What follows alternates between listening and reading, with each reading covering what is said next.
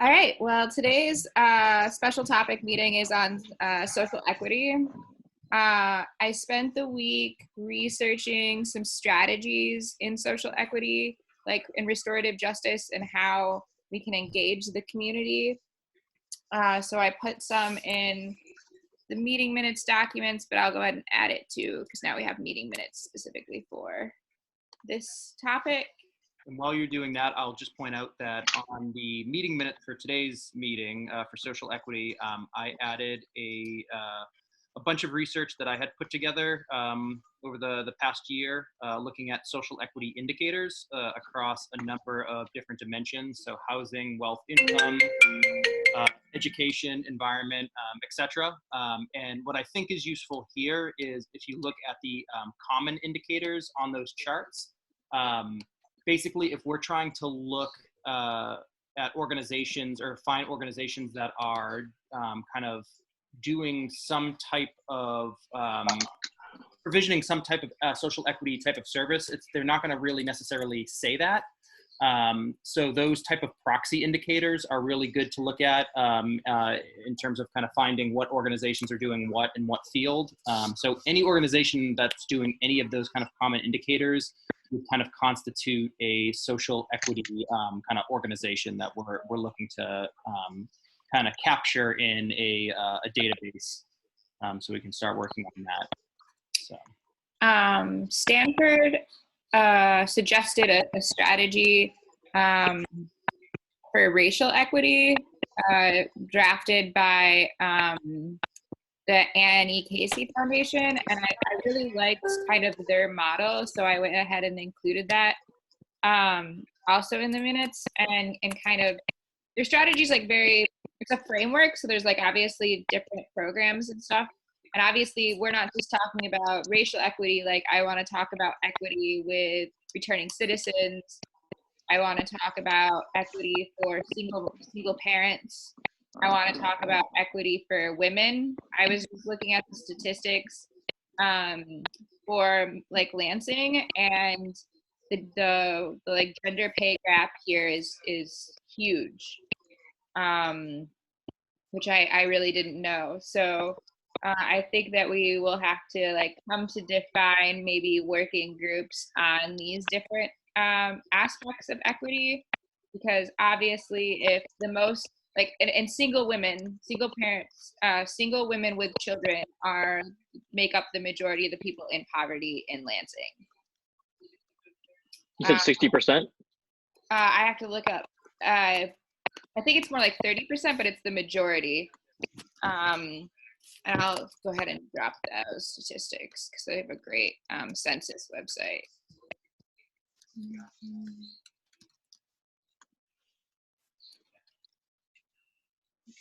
See if I can find that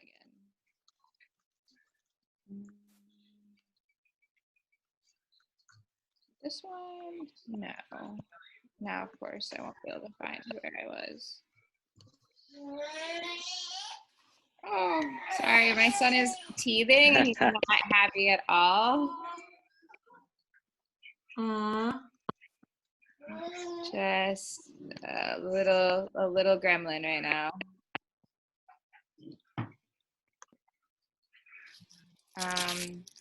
Wait, let's see, where is it? I'll keep looking for that, but there's a great site that has all the statistics on Lansing. I closed out of it not even like a minute ago because I had too many tabs open.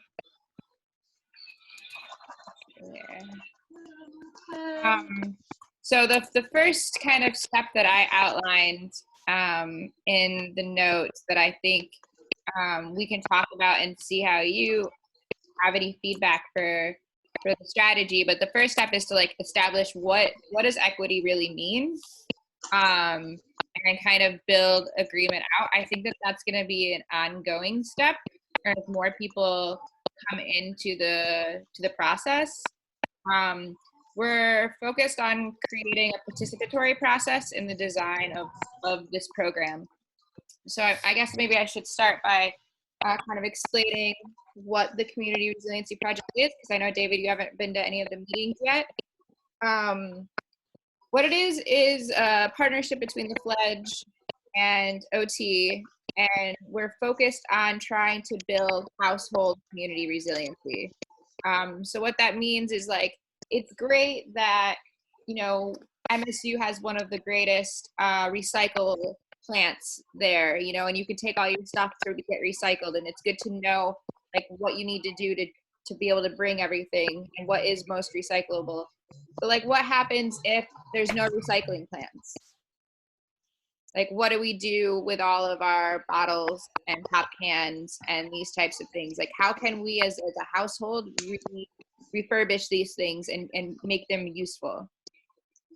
And so we strategized and had a few meetings that are all up on our YouTube channel. So you can go back, like, if you feel like you want to get a little bit more clear understanding of what's already been discussed. But we outlined a focus on social equity, because we can't do anything without restorative justice. There's a lot of communities in Lansing that feel marginalized, particularly, like, they just did an article on it about a year ago about how gentrification has impacted people here in Lansing. People are being pushed off their property. They were pushed off their property when they did 496. People are still, like, very upset about that. And then there's also, like, mixed relationships with the local police department and over policing of certain, like, communities and groups. And so we're kind of, like, focused on bringing in organizations across Lansing who are already working on social equity issues, to hopefully fundraise for them to be able to implement a program that the community creates.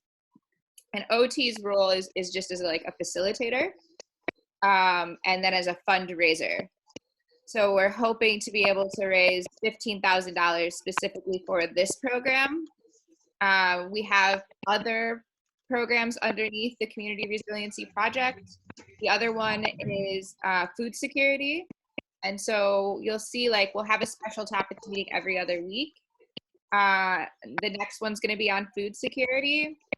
We have some programs that have been discussed that are coming out of that, like food trading system, so that if you can do urban gardening in your house, like, you can focus on one crop. And then as we focus on that, we're going to push everything together and then redistribute meals to families. Because we're trying to figure out, like, what are we going to do if, for instance, food supply chains are broken, or if so many people remain unemployed? How are they going to put food on the table for their kids? And it becomes easier when you get the resources to plant a single crop instead of trying to diversify it on your own and take in all of that knowledge. People can just focus on one. And then pretty much either we would, if the COVID's still like the way that it is, we would pay somebody to come and pick all of it up, clean it, prep meals. I've been talking to Malik. It might be something that Menu Bubble takes up if we can find some funding for them, and then prepare and then deliver the meals to people. Or what we'll do is we'll have, like, a marketplace crop exchange. If we can be able to come together and actually not have to worry so much about COVID, then we could just exchange there. And so it would be a bartering marketplace instead of cash. Okay, so it seems like there's, like, two projects. There's the project right now, and then the future food security one is a future product. Yeah, project. so we're still kind of talking them through. Right now, it's really about like, assessing and coming to terms with terminology, the frameworks we want to use, engaging the public, getting feedback, doing research, getting data. And then there's another topic which we haven't really got into, and that's, like, waste management. And so we're hoping to create some strategies in which, what would happen if people stopped picking up our trash? And so we want to focus on that, but we haven't really got to that topic yet. And then the last topic is sustainable energy. And we have Eric Turkelson, who's an electrical engineer who specializes in solar power. kind of providing us with some feedback on ways that we in our community can start harnessing either some solar power or some other alternative means, including like biofuel. And so we're hoping to create like a curriculum or a program, pretty much whatever the community thinks would be best and would fit their needs and like their time. So they're all iterative processes that are going to be continuing on for the next year or two. Regardless of funding or not, that's something that I am very passionate about and will continue to work towards, even if it's like slow growth. But my goal is that each project would have a budget. We would start to fundraise either, and then also go after grants. So that's kind of how we're going to be able to fund this project. And we're hoping to do it through coalition building and collaborative decision making with other organizations in all 4 of those aspects of community resiliency. So our biggest objectives for the project right now is research, really, is, you know, if you know organizations that are focused on those 4 aspects of community resiliency, we have a form you can fill out, you can drop their information. In a week or 2, I'm going to start reaching out to them, calling them, seeing if they're interested to come on board, if they would at least attend one of the special topic meetings and like kind of educate us on what they're already doing in the community. So then we won't be remaking the wheel, or maybe we could do collaboration on specific aspects. And then later, after more people come on and they've kind of picked a part of community resiliency that they're interested in collaborating with, that these kind of sections will become autonomous units to like OT, and people will start meeting on their own and developing the program themselves. I'm finishing up a proposal that outlines like the participatory process and these like breakout teams and how they're all going to work, and then how people can contribute to the course on organizing together, so that we can try to kind of build also a curriculum, so that even if people aren't interested necessarily in this right now, that it will be there for them if they find themselves in need. Because right now we've kind of been scrambling to figure out like where all this information is if we needed it, like if there was an emergency tomorrow. Mm-hmm. So any feedback on that would be great. You could stew it over and email me, or you can come to one of our Wednesday meetings or just the next topic meeting. But I would love any feedback that anyone has. And we, like I said, like to document it. So everything's recorded in our meetings. Everything goes on an open public Google Drive where people can see all of our meeting minutes and the work we've done and everything. So. So just as a starting point for your microphone is off. Right, I'm talking through yours. So the strategy step 1, establish an understanding of social equity. Again, on page 2, I've created a graphic as well as created a couple of definitions based on a synthesis of basically a research literature review on kind of the different viewpoints on what social equity is. So I've kind of considered it more of a like a guiding principle behind resilient programming. But I think one of the key aspects is the distribution of resources, the equitable distribution of public goods, and the protection from social harms. And that includes environmental, so this kind of question of why are like the poorest neighborhoods situated next to the highest polluting industry, like that. So perhaps this could be a possible starting point for defining what social equity is, and then we can build it up from there. And then, like I said, on the subsequent pages, you have kind of the different dimensions of social equity indicators and areas. Some might be more usable than others, but some of them, like in housing, looking for organizations that are trying to deliver affordable housing, either on an advocacy basis or are actually, provisioning that service, that would be a cool organization to kind of like list out and find, in Michigan, organizations that are doing things like that. So there's a lot of different dimensions of social equity, but I think this could possibly be a guiding document, both in terms of defining what it is and also building out our list of possible organizations we want to partner with. So that's why I added that stuff on there. So if you guys wanted to build it from that on page 2, just so we address kind of the step 1 thing, I think that might be a good place to start. Starting with step 2.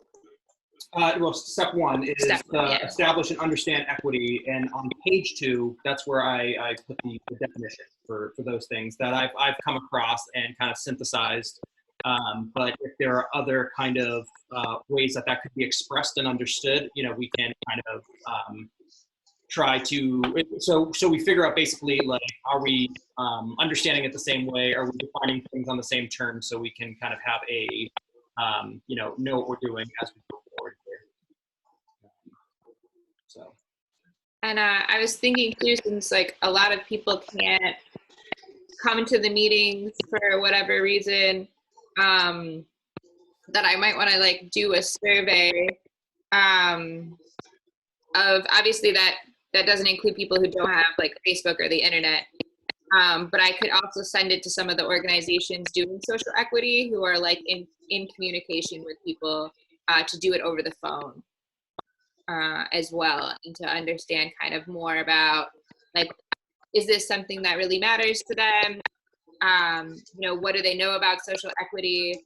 And, would they participate in restorative justice town halls on like things that concern them, and get a little bit more data.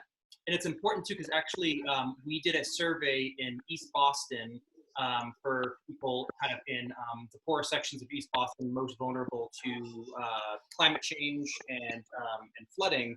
And what we found out is that even using the term social equity, organizations might be engaged in those activities of social equity, but might not realize that they are. They might not call it that. Equality, equity are usually used interchangeably, but there are kind of important distinctions between those two that I've noted, again, on page 2. So that's why I think it's important when you are trying to find these organizations, you might not see that phraseology being used, the social equity. It's more of a guiding principle in terms of what their areas of activity are. And I'll again point to these common indicators of things that would represent, so an organization, for example, that is trying to address income inequality would be an organization that is engaged in work addressed towards social equity, whether they call it that or not. So it's important when you are doing that research and looking for these groups to know that when you ask them about social equity, they might kind of look at you puzzled, because that's what we found out through that survey, that a lot of the groups didn't necessarily even frame it that way in their minds. So it can mean a lot of different things to a lot of different people. It has a lot of different dimensions. So, for this portion, it's kind of important to have a wide net in terms of what organizations kind of fall under those that are working towards a more equitable society. So I just wanted to point that out, that phrase isn't always well understood outside of kind of research circles. So what do you think?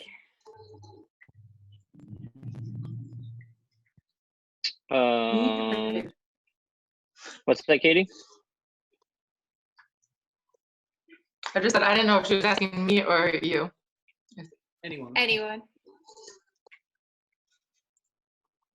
Yeah, I think they're timely topics, and I'm not familiar with the research context. But yeah, I hear a lot, on podcasts and things like that, and I hadn't really thought a lot about different definitions in different contexts. So yeah, I think it's good to have definitions to start, and so we're all on the same page. I mean, obviously, I think it's super important. So what is social equity then? I guess that's a good starting point. What if you hear that term, what do you think when you think of social equity? And is it something that's not captured in kind of some of the working definitions that we have in the meeting minutes? to me, it's just like the way that I think about it in my head, like easily, is just like, it's like leveling the playing field. So because, you know, one person was born to like an affluent like family that has all of these things available to them, and someone was born to a super poor family, you know, single parent household or something, like they still get this, they are still afforded the same opportunities. Right. So access. Like, I mean, they're not right now, but like leveling the playing field so that they are, is I guess what it means. I would just want, like, real quick too, an example, and just another example that I came across yesterday actually is, so Sky goes to Holt and Storm goes to Lansing. And in Holt, anyone that didn't have access to like a computer or some sort of device like that to do schoolwork got one from the school. And Lansing Public Schools, I felt like on the news and everything made it seem like that's what they were doing. But when I went to pick up Storm's school stuff yesterday, it was just like packets of paper, like workbook stuff, and they're not handing out Chromebooks. I'm not putting that against the school. Obviously, it's a funding issue, but just things like that. I mean, Holt obviously is a different school district than Lansing, and Lansing's not able to provide their kids with the tools that they need to do distance learning.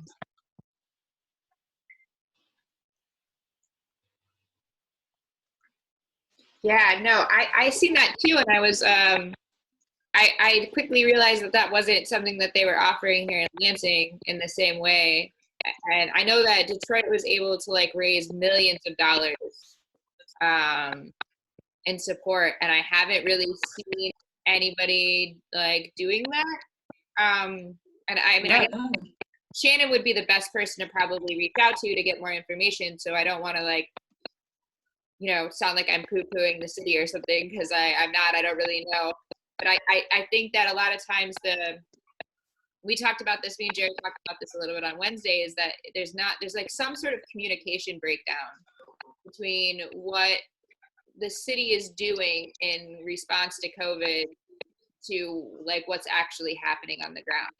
Because you'll hear from some people like, oh, they're not doing this, they're not doing that. And then when I talked to Brandon Betts about it, our city councilman in our ward, he calls Andy Shore, and you know, it's not what this other person had said.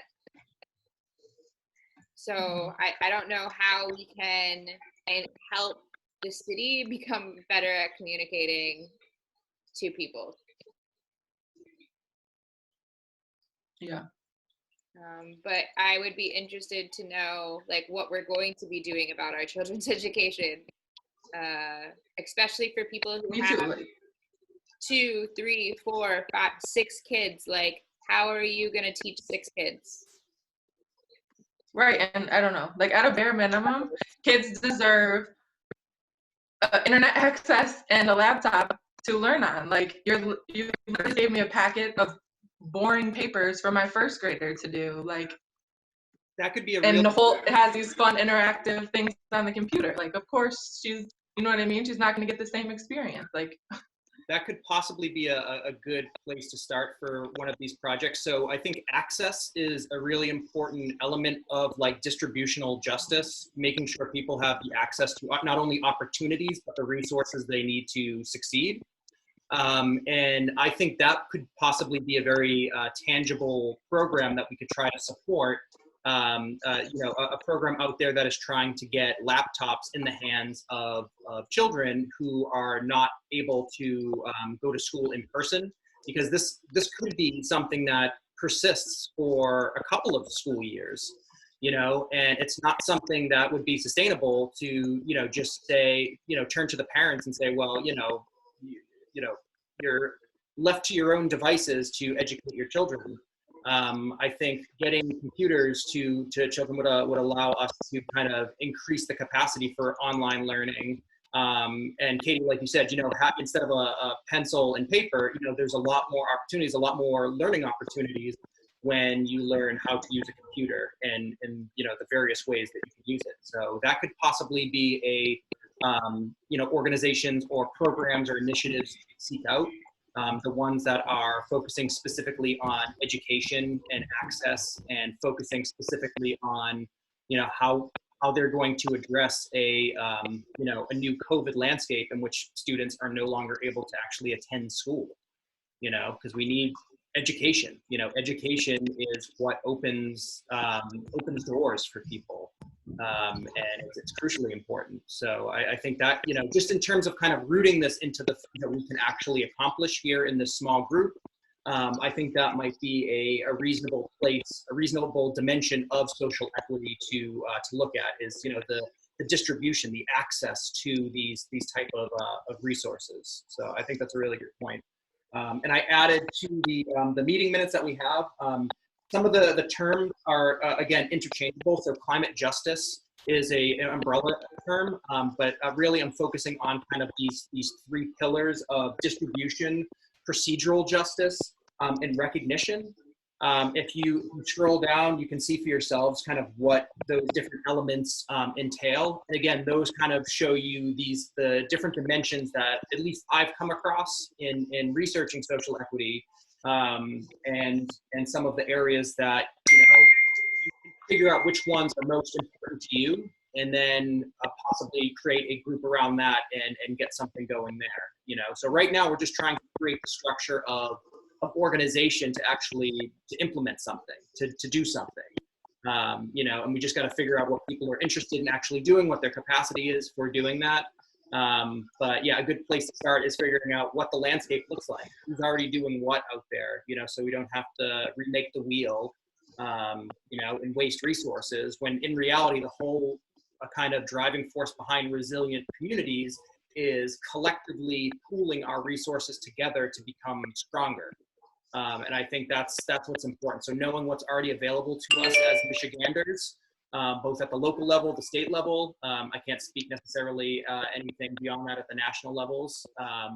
But yeah, what exists out there? What can we actually accomplish with the time that we have, with the people that we have? So hopefully that will guide your thinking. We don't have to come up necessarily with answers right now, but yeah, I think it's a good starting point to define it and then move forward and figure out the organizations involved. You're thinking like a structure of an organization to do something, and maybe that might be like distributing laptops? Well, so again, so the first meeting that we did, we outlined like what are some of the core pillars of what resilience would mean.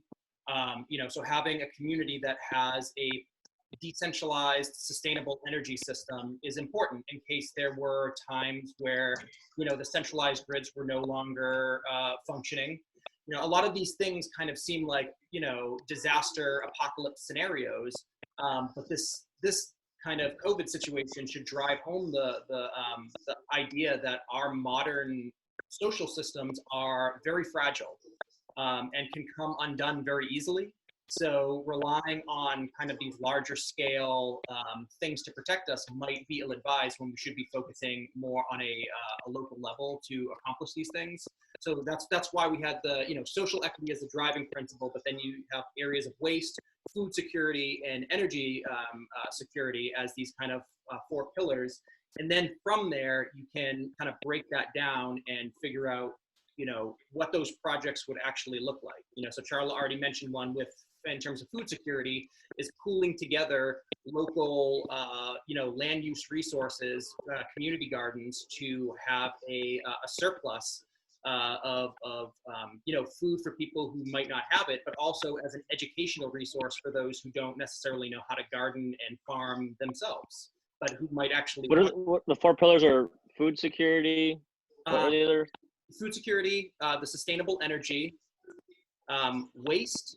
And this was kind of broadly defined, not just in terms of kind of like industrial or consumer waste, but also just thinking about kind of wasted human capital, the ways in which marginalized sectors of society are kind of looked at like they can't contribute.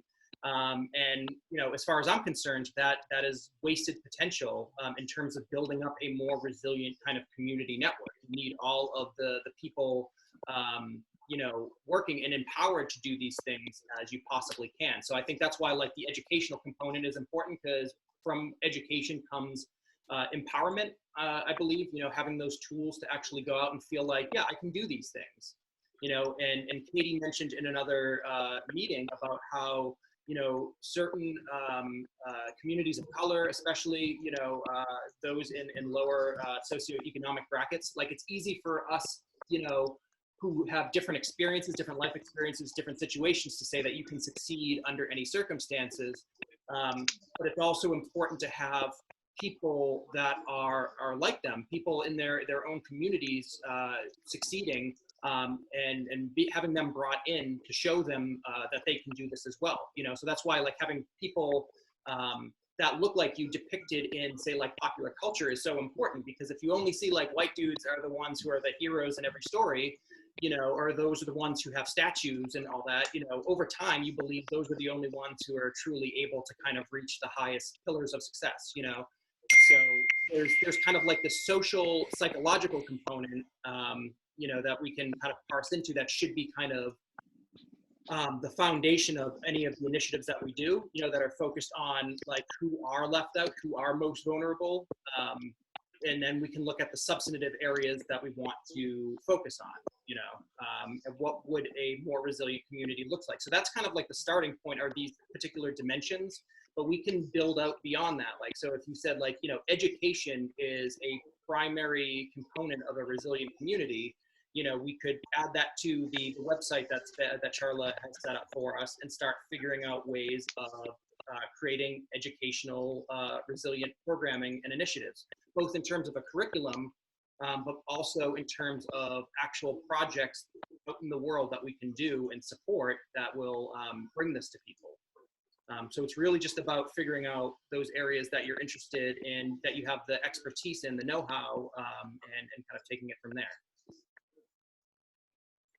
That makes me think about this woman, Arlen Hamilton, and she talks about turning being underestimated into being your greatest advantage. She's a Black woman. She's LGBT. QIA. What's that? I was just adding to the abbreviation QIA. Oh, okay. Yeah, well, she's Black, she's lesbian, and I feel like there's some other minority group that she counts herself as. In her story, she went from homeless to raising a venture fund of like $10 million. And she just put out a book. It's about damn time.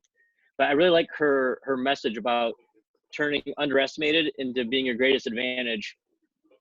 And I feel like that's really powerful. I interviewed her on Wednesday. I feel like on these pillars, the food security, the sustainable energy, the waste, seems like Waste management. maybe the food. What's that? It's waste management. Oh, waste management. Maybe food security feels like to me the best one to tackle. I don't know, some kind of trade-off between like practicality and impact. Right. And I definitely think, yeah, that's kind of why I've been more focused on that specific issue. And I have a survey that's going out soon to see if people in the community would be interested if they were supplied with materials to, do gardening, and kind of assess like from what socioeconomic standing those participants are coming from. I spoke with John Crone, who helps to manage the land bank here in Lansing. And he had a number of concerns about that. Being, I think, like for the last 10 years, he's been doing this amazing work. And he has seen people come to him at various times, and particularly probably in the last few years since urban gardening has become this kind of like cool hipster thing that people do, who say like, I want to start this plot. Can we start this plot? He helps them. Then they maybe do it for a couple days, and then they don't do it at all. And then the land never gets used, or the materials end up getting destroyed. And he, is concerned that, maybe it's too ambitious to think that people would be interested in this. And we kind of talked and went back and forward, of me kind of explaining like, this is a different like scenario. Like in the past, like this was seen as something that was a luxury, as a hobby.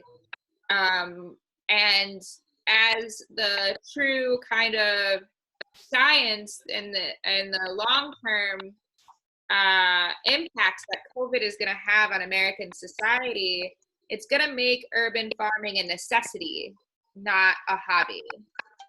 And I'm hoping that even if it starts up just like a small like co-op exchange program, it will grow as the need increases. And so we have acquired a plot of land through the land bank on Foster Street. It's like an entire house land. Like it's pretty big.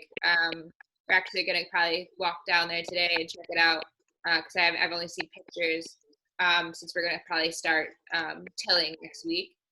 And we're gonna use that area, that plot, as kind of a teaching tool and a trial run tool on what this would mean for the program. But I'm definitely super committed to that aspect as being my number one aspect of focus. And I'm hoping that after we finish the research part of this kind of project and we start inviting other organizations to participate, we will see that they will kind of spearhead whatever aspect of the project is closest to their mission. One thing I think is a really cool thing that Charla is doing with her freely giving platform is creating an algorithm to, based on kind of spatial data to assess kind of the most vulnerable, kind of broadly defined areas of the community. And the reason why I think this is important is, and this goes back to Katie's point about the different, kind of the difference between equity and equality. And I created a little graphic for you guys on the second page there. Equality implies just giving everybody the same amount of resources, but that doesn't necessarily take into consideration the historical, the contextual, all of these inequalities that have already exist that have made, some people more able to achieve than others. So I think what an important, again, as using social equity as a guiding principle of this, assessing who needs the most, and really focusing our projects and our initiatives on the areas that truly need more, a greater distribution of these resources to kind of set those things straight. So in the graphic there, if you look at equity, you have the person kind of less able to keep their head above water. They need more support structures to get them to, the same place as someone who only needs, that only needs one of those kind of support structures.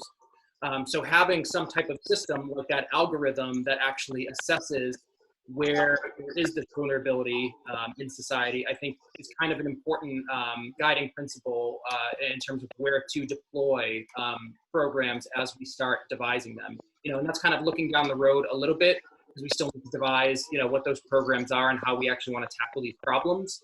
But I think that's a good way of kind of keeping social equity central to what we're trying to accomplish here. And I just want to, as facilitator called time, we have about 13 minutes, and we'd like to keep our meetings to an hour for our Saturday meetings. So I'd love to hear a little bit more from either of you about like how you would define social equity. And I don't think I really heard too much from you, David. Yeah, actually, I think that's a new term for me. Your definitions are the first ones that I'm being exposed to this term, I guess. And maybe I've seen it in news articles, but this is the first time I'm being like conscious about it, I guess. Sorry. How does that make you? How does it make you feel? Like, what are your general kind of like feelings about equity and the like in terms of Lansing? In terms of Lansing, I'm not familiar with Lansing. In the abstract, I think people are powerful. I want to empower people. It seems like in some ways we went backwards as technology has advanced, and people are more powerful than they were thousands of years ago. There's a book here called The Old Way, and every person on this planet has more power. This is about people 50,000 years ago when people have no technology. And so today everybody is more powerful. Those people are all able to provide for themselves. And with all of our technology and our more power, theoretically, you'd think everybody would have more than what they need now because they've got more power than what people had 50,000 years ago. But then it seems like that's not the case. And what did I read? There's 300 million people are hungry or starving. I can't remember how many people die of hunger every year. Not clean water. Like what's going on with all that? So that's confusing to me. And then here in our own country, especially when I lived in Chicago and Detroit, seeing homelessness and people sleeping on the streets and seeing homeless children and why is that happening? For me, it also ties into why are we incarcerated? Why are so many people incarcerated? And that's procedural justice. Why are people incarcerated? And the distribution problem of resources. Those are the two kind of central inequities of modern society that produce those particular outcomes. Katie? Yeah, I guess maybe when I say seems why, I guess I wonder why, in terms of coming to a solution with that, and think about more is there a way to get it so that we have, instead of, I don't know, whatever the incarceration rates are, if it's 20%, can we go from 20% to 0.05% or something like that? And then how would we do that? And the same thing for homelessness and any other of those kind of issues. Yeah, I hear a lot about there's been a lot of injustice between the community and homeless people here in Lansing, and it's gotten very bitter. And I think that would be one aspect that I would be particularly interested in exploring, is having community discussions, but going to homeless people instead of expecting them to come to us. Because that's kind of how that dynamic has always lied. It's oh, well, if you want to have a discussion with the mayor or the city officials, you need to go down to City Hall. Not them going and looking at the encampment and talking to people more generally. So I think that's another aspect of social equity and another at-risk community that we should really focus on. I think Katie's work that you already do, kind of advocating for people who are incarcerated, is a major kind of component of, so when we ask, why do we have 2 million of our countrymen and women behind bars for, offenses that maybe they shouldn't be in there for, that's a procedural question of justice. Why are the laws set up in such a way that produces that outcome? And that's a systemic issue, which is a structural issue that is the most challenging to address, because it would require, not just organizing at the community level, but all the way, to the national level. But I think, Katie's organization that advocates in favor of people behind bars is actually kind of a crucial component of resilience. So again, just finding the things that, people in this group and people who might be interested, that are the things that they're already doing, could help us kind of in tangible ways address some of those issues. And Katie, how about you take the floor for the next 8 minutes we have left and talk a little bit about, how social equity would look for returning citizens and incarcerated individuals. Okay. So, I think that there needs to be major changes in, first of all, what can get you put into jail or prison. If it's not violent, I think that there's definitely a different route that can be taken. If people are in jail right now for traffic offenses, so those are things that definitely no one should ever be in jail for. So just changing those kind of things in the system, but also, I focus more on returning citizens.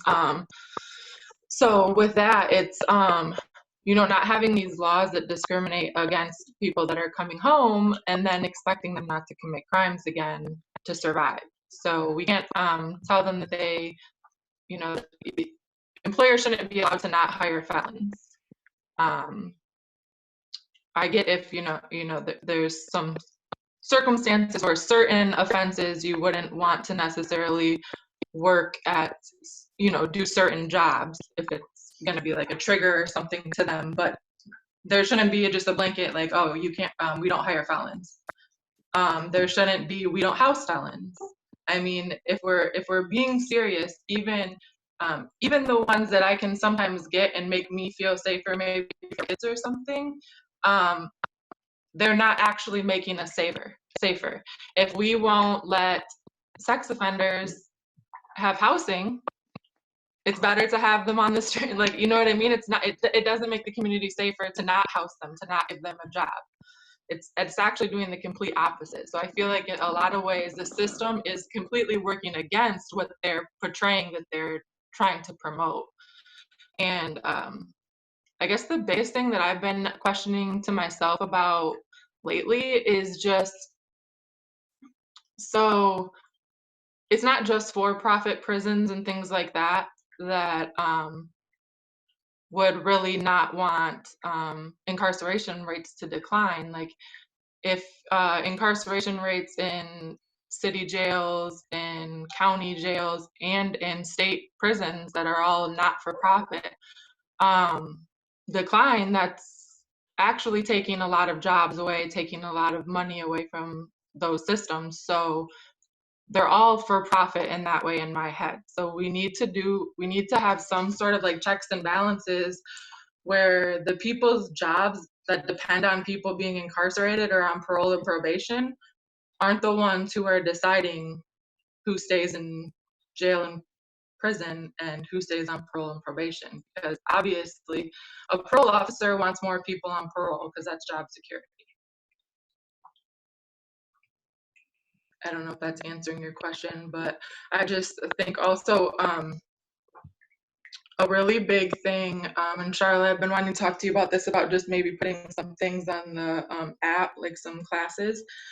I think a huge thing just from the comments I get on my Facebook page when I post stuff is like education. Like, people have really been like educated to believe these horrible things about people that are in prison.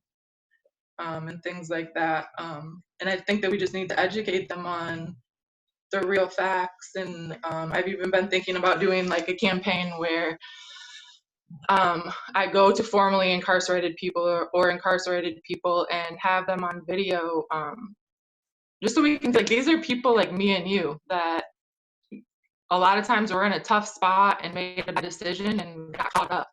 And they just need a second chance and people to support them so that they don't have to go that route again. Yeah, no, I think you answered the question really well. And I think that you've spent a lot of time and have become an expert in understanding like what needs to be done to ensure equality or equity between them and the general public. Because like one thing that you said that really stuck to me was, why are people who serve their time asked to be discriminated against after they're done? Like, your time's over with. You shouldn't be having to pay for your mistakes after you leave prison. So why are there legally and procedurally all of these things that allow people to discriminate against them? Right. Yeah, but I think that's like the education part. But like, because obviously once you think about it and know, you're like, that makes no sense, right? Like, these things that our government is telling us are in place to protect us are actually making our communities less safe. Like, you expect someone that can't get a house and can't get a job, like, do they just sit there and die then? Like, is that what they're supposed to do? Just sit there and die? Like, that's not what any person, brain will do. Like, you fight to survive. You do anything you have to do to survive. Right. And that means selling drugs, stealing, like joining gangs, so that people will take care of you because you might not have any family. Like, and if your community is not taking care of you, what incentive do you have not to go to a gang? Do you happen to know, Katie, in Michigan, if they have addiction courts? Because I know that was a really positive step in terms, like, instead of sending someone who has a nonviolent, like, drug offense to a, like, 3 strikes you're out type of regular federal or state court, addiction courts offer a lot more flexibility, have much more latitude in reducing, like, sentences and the punishment. Because the key question is here is, you know, is our penal system, is our legal system set up to rehabilitate people, or is it meant to punish? You know, and I think a lot of, like you said, like, this cultural impulse to punish those in prison and not care about them because they're, like, bad people completely, like, dehumanizes them. Like, the whole point should be rehabilitation. And if you're going to rehabilitate them, that means when they come out, they should have their voting rights. They've paid their debt to society, you know? So I didn't know, in your own kind of research, does Michigan have any of those kind of progressive, like, legal tools to differentiate between those type of offenses? There is, like, substance abuse court. It's depending on county. As far as I know, in Michigan, Ingham County does have substance abuse court, mental health court, and I know the newest one is like for domestic violence. They have a special court for that as well. I think that I think drunk driving is even, or like drinking is even a court of its own, beyond substance abuse. So that's a good step. I guess there's just still a lot of work that needs to be done in those. I know for mental health court, for instance, a lot of people that do have mental health issues, I guess the thing is, like, a judge can't decide how bad your mental health is. It's not what their expertise is in. You know what I mean? But they're the ones that get to decide if you qualify for mental health court or not. And also, they can't decide if you're substance abuse, Also, you know, just anything like that. What do these courts do for people until they've offended? Like, right. That's it's not the root cause of the problem. It's not looking at, like maybe they might talk in passing about, like, oh, you offended because of X, Y, and Z, but they're not doing anything about X, Y, and Z. Right, that's what I was going to say. I think, like, yeah, like, even beforehand, like, we need more mental health resources, more substance abuse resources. I had actually recently gotten into a discussion based off a Facebook post, you know, about decarcerating because of the COVID-19 that's going on in prisons right now, with someone with a, you know, loved one in prison because of a substance abuse issue. And she was so passionate about him not getting out, and she loved him, but she's like, he's burned all of his bridges. I can't allow him to come back here because of her kids. You know, she has things that she can't cross the line on, and there's no place for him to go. Like, even within the system, like within the, you know, the substance abuse community, like, he's burned his bridges there, or they're not accepting patients. And if he gets out, he's going, and he's on the streets, you know, she's saying he's going to go back and use. So I feel safer with him in prison. And to me, that's just, like, that's so heartbreaking that she has to feel that way about someone that she loves and cares about. That, with how horrible prison is, that's the only, you know, she wants him to stay there, even though she doesn't, because we don't have enough resources for him to go anywhere else. Like, we need more substance abuse resources. We need to be putting way more money that's going into mass incarceration into how we prevent this before it happens. Yeah. Like, starting with kids in, like, you know, poverty, I don't know how to, like, the correct wording for it, but, like, districts that have a lot of poverty, giving them computers that they have to learn at home.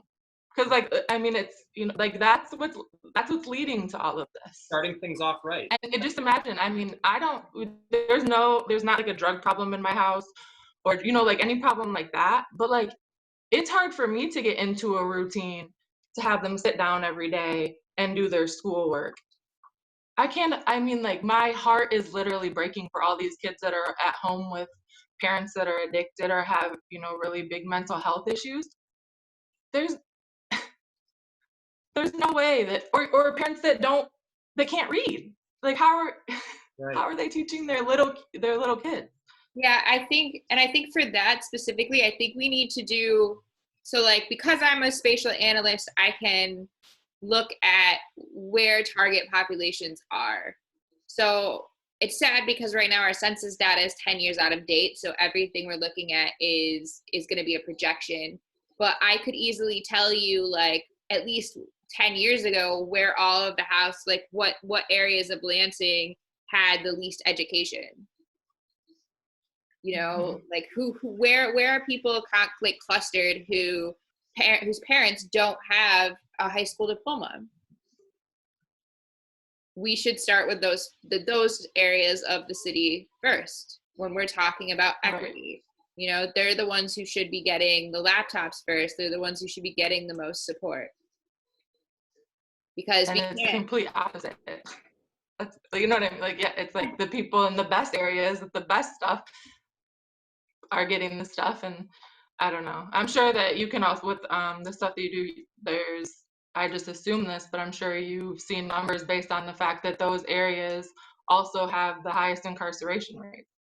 Yeah, so how are those parents supposed to teach their kids? Yeah, and I think you bring up a even important, like, kind of larger point is how these type of disasters, whether they're public health crises or natural disasters, really have the potential to exacerbate or make worse social equity problems that already exist.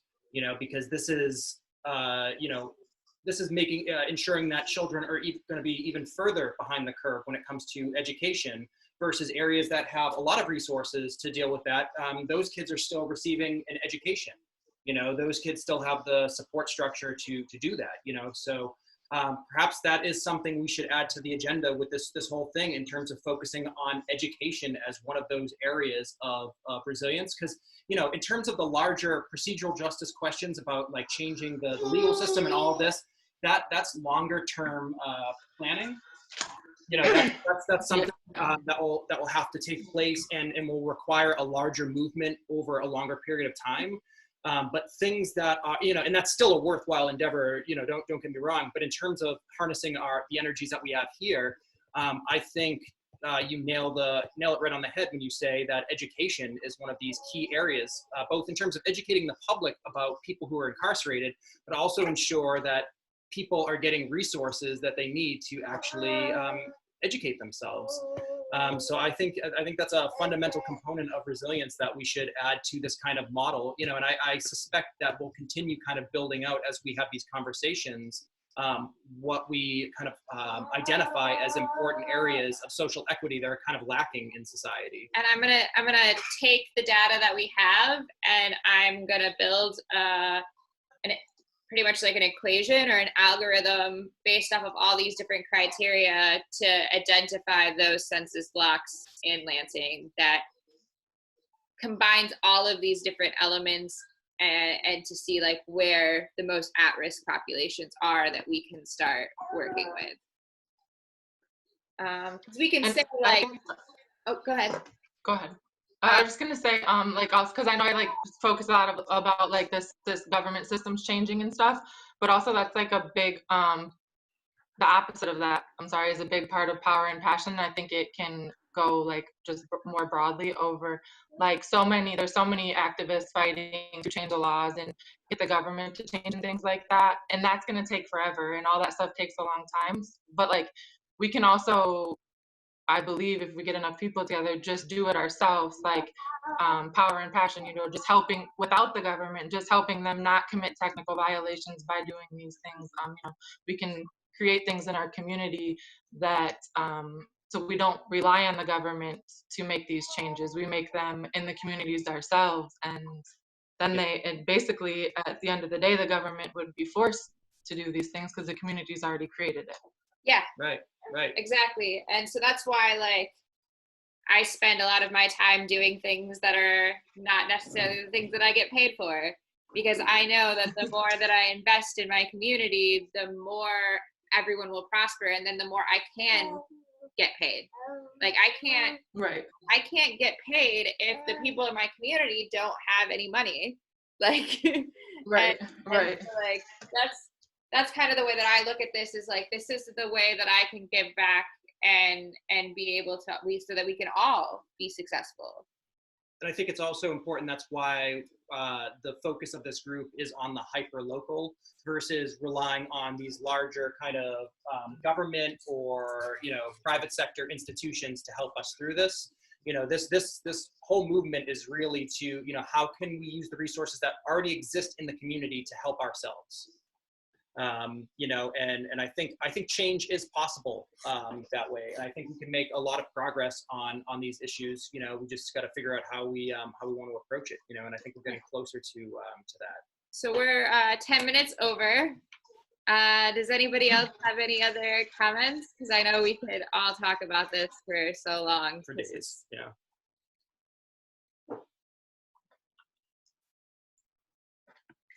No, not here. All right. Well, we encourage everyone to try to make the Wednesday meeting.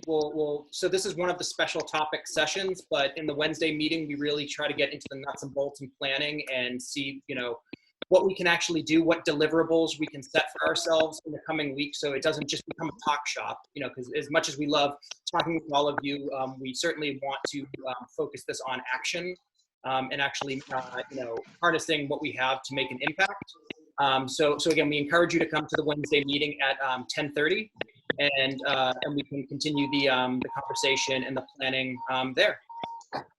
So thanks everybody for coming. Yeah, and David, if you think about any of the aspects from like an industry perspective, like how we could build programs that help support local businesses who are kind of focused on manufacturing things that would contribute to resilience community, and how maybe we could bring in people who are interested or looking for something to fund. Just sharing resources is super helpful in and of itself, even if you didn't want to get involved in one of the kind of like the core programming that we're trying to set up. Yeah, I'll keep that in mind. Awesome. Thank you, I appreciate it. Thanks everybody, it was good to see you. See you guys later. Thanks for organizing. Enjoy your Saturday, see ya. See you too.